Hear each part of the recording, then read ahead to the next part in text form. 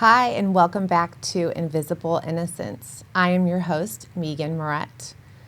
On today's episode, we are going to take a deep dive into labor trafficking, but not just any labor trafficking, one that I think may surprise you. I think it's really important to talk about the different types of human trafficking, even though sex trafficking is the one that we hear about most. But first, I want you to imagine something that most of us absolutely love. Well, at least I do. Something that makes us think of special holidays or that decadent dessert when we go out for a nice dinner, or maybe that hot, creamy drink with the tiny marshmallows in it that we used to have after we'd play out in the snow. Or maybe even those shiny wrapped bunnies that we used to find in our Easter baskets as kids. So if you haven't guessed it, we are talking about chocolate. Yes, chocolate. I bet you don't even know where most of it comes from or even how the whole process works. But we know that we love it, and if you are like me and most Americans, we eat it pretty regularly. The United States alone, consumes a whopping 2.8 billion pounds of chocolate a year. That is a ton of chocolate, quite literally. But before we go any further, I do want to remind our audience that this topic may be sensitive to some listeners, so discretion is advised. The last episode, we discussed sex trafficking, and while all trafficking is horrific, they can be slightly different, or they may even exist at the same time. Labor trafficking is a devastating crime that robs victims of their humanity and basic human rights. It is the recruitment, harboring, transportation, provision, or obtaining of a person for labor of services with force, fraud, or coercion for the purposes of subjection to involuntary servitude, peonage, debt bondage, or slavery. I know that is a mouthful.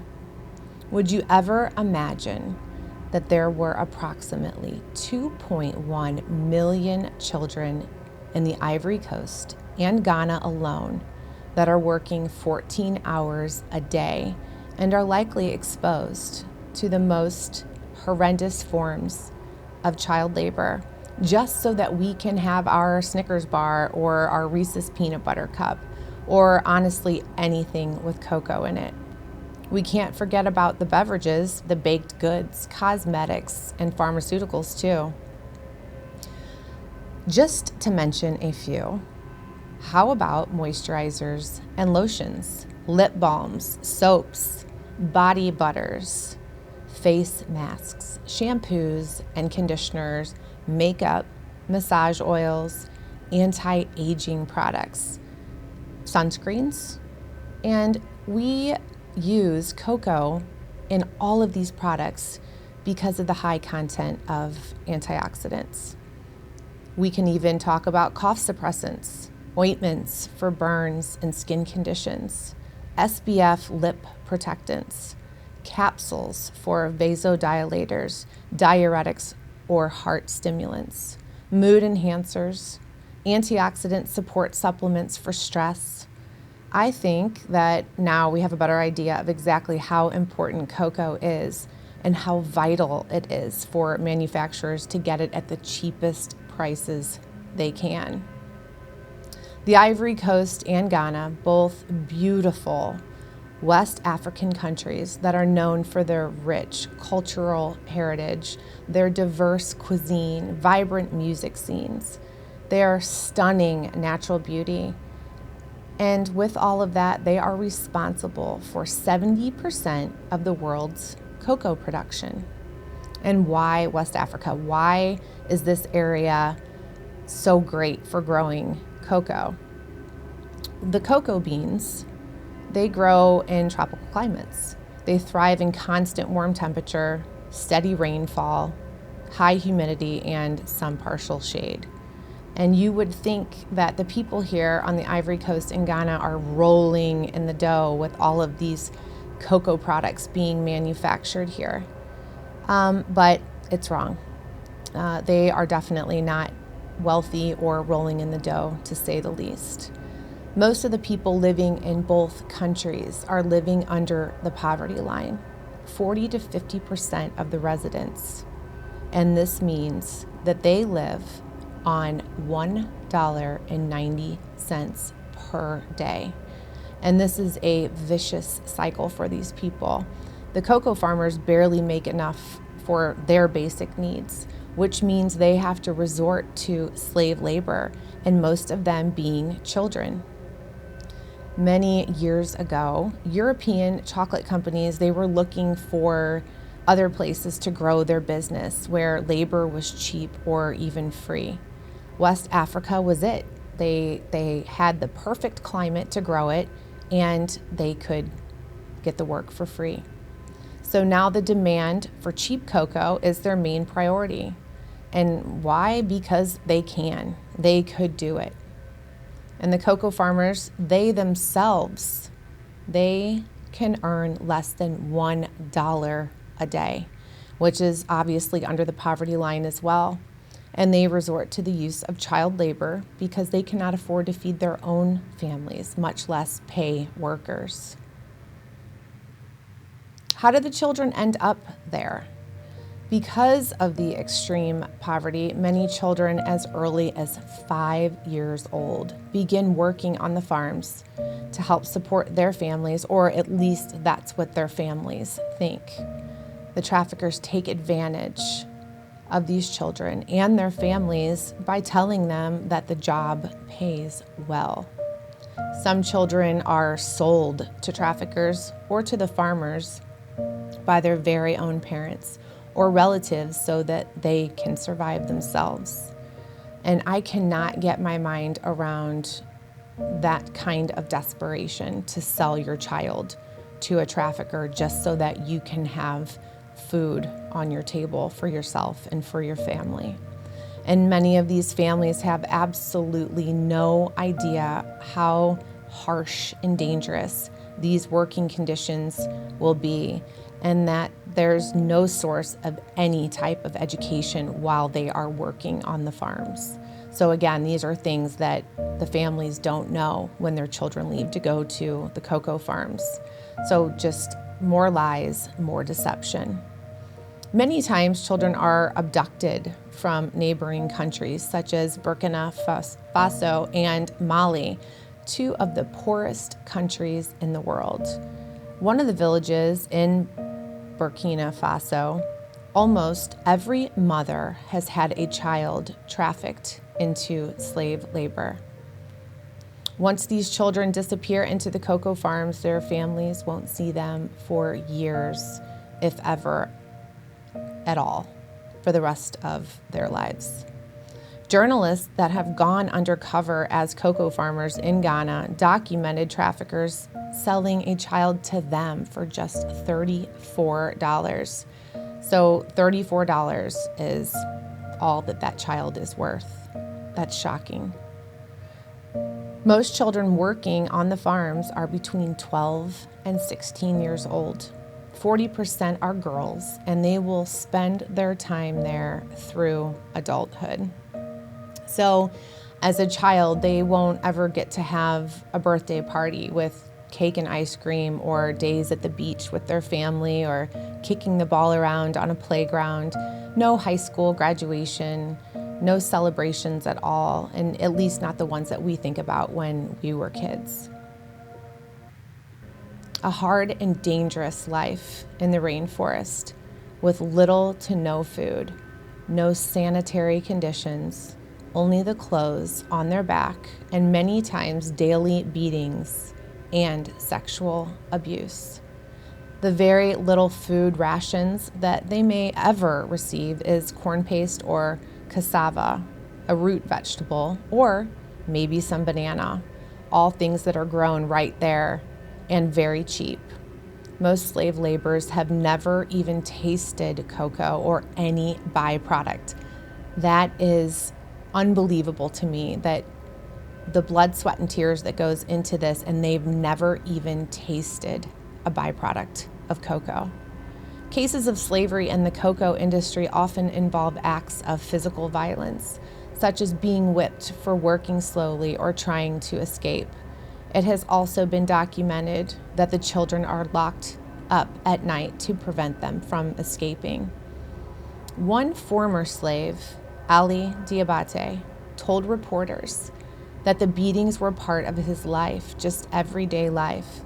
Anytime they loaded him with bags, which are very large and extremely heavy, and he would fall carrying them, no one helped. They would just beat you over and over until you got up and picked your bag up again. These bags can weigh an average of 141 pounds. Try picking up 141 pounds at home. It is not easy, especially as a small child. Drissa, another slave who had never tasted chocolate, used to tell people, hey, when you consume chocolate produced from slave labor, you are literally eating my flesh. He wanted to remind people that while they were enjoying that piece of chocolate, that he literally was beaten for it. Let's talk a little bit about the dangers in farming cocoa. Because of the thick, rich density of these forests, the children need to use chainsaws to clear these areas so that they can grow the plants. Other children must climb the trees, which range from 13 to 26 feet in height, while carrying a large machete while they climb to get to the top. Then they get up to the top, they cut down the bean pods. These highly dangerous knives are standard everyday tools for these children, and it also violates the international labor law and UN Convention on eliminating the worst forms of child labor. Once all the bean pods are cut down, they load up the 100-pound plus bags and carry them through the forest. Many of the bags are taller than the children, and it would often take 2 other people just to get the bags on top of their heads to carry. Once they get back, they dump the bags and sit down. They take a pod, and it's heavy with a leather-like skin, and they strike it with their machete, pry it open, and this exposes the beans. These pods being struck with a machete are only about 6 to 12 inches, so they are a small target, to say the least. So any wrong move and you will sever a finger or slice the flesh. Many children have scars all over their bodies from the work on the farms. Now, imagine a hot summer day. It's humid usually if you live in the Midwest or places like Louisiana or Florida. You don't have to live in the woods or forest to know that the bugs are literally killers, some of the nastiest creatures that are alive, and that can be the absolute worst part of summer. In a place like West Africa, where it is like this year-round, there is a prolific insect population, and for obvious reasons, they do not want them feasting on their cocoa plants. The children, completely unprotected, go out and spray these industrial toxins, poison, with no gloves, body coverings at all, eyewear, absolutely nothing. So it's not surprising that 50% of these children are affected severely from these poisons. These effects are very severe and even life-threatening. Some of these may include skin and eye issues, respiratory issues, damage to the lungs, pulmonary edema, neurological effects, seizures, brain damage, memory loss, motor skill impairment, gastrointestinal issues, endocrine disruption, hormone dysfunction, reproductive health issues, increase in cancer, poisoning to the point of organ failure, immune disorders, and birth defects.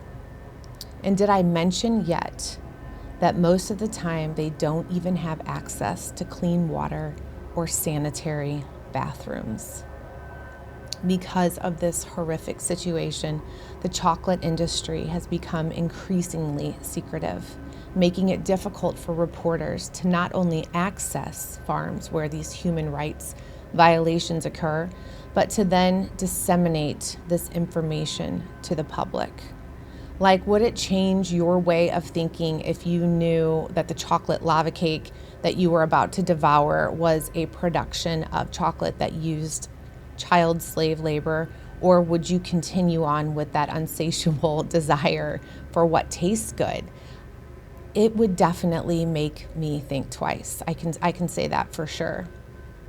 In 2004, the Ivorian First Lady's entourage allegedly kidnapped and killed a journalist reporting on government corruption in its profitable cocoa industry.